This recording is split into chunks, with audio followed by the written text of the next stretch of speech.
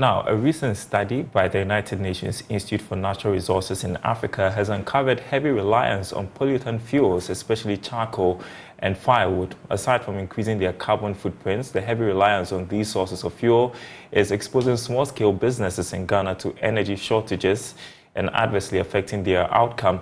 However, the Institute is confident that Innovate for Clean Agricultural Technologies will help to promote access to financing and capacity building to boost efficiency whilst promoting inclusion. Here's more.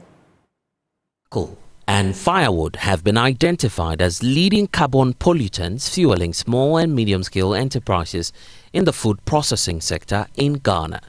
The heavy reliance on these polluting fuels is increasing the carbon footprint of these small businesses, exposing them to energy shortages and negatively affecting productivity.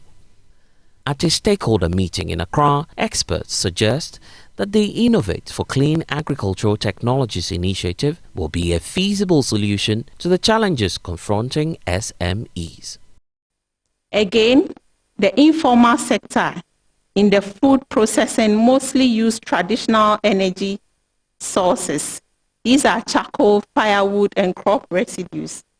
Even where modern sources are available, cases where business needed to switch from traditional to cleaner fuels, the transition often involved the continued use of other polluting fuels.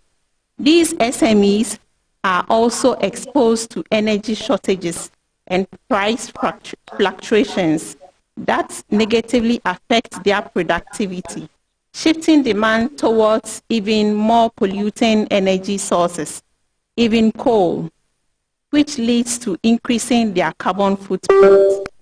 Based on the findings of this research, UNU-INRA highlights the need to promote the adoption of clean energy. Furthering its work in this subject area, UNU-INRA has been mandated by IDRC to implement a 30-month project themed Innovate for Clean Agricultural Technologies in Ghana, Côte d'Ivoire, and Senegal. The rationale of our project is built on the premise that transitioning to sustainable energy and food systems is crucial for achieving equitable and sustainable development. Ghana's Ministry for Food and Agriculture says it views this new initiative as a major boost for Phase 2 of the Planting for Food and Jobs policy. The Ministry of Food and Agriculture is delighted to be part of this program, and as we move on with the Planting for Food and Job Phase 2, we cannot succeed if we do not have affordable and clean energy to unleash all the dreams we have locked up in that program.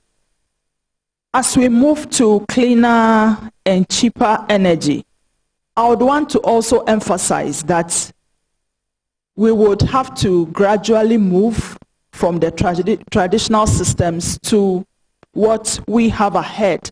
But what we ask for is the innovations from research to be widely shared for us to also learn lessons and tag along the positives.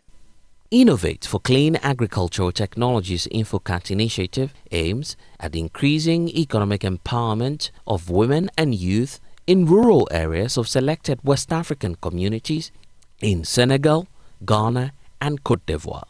InfoCat is very important because it's looking at machinery that will ease the women from drudgery. Few machinery that we are having, we will relook into getting more efficient and less cost machinery for the women to use in their agricultural activities.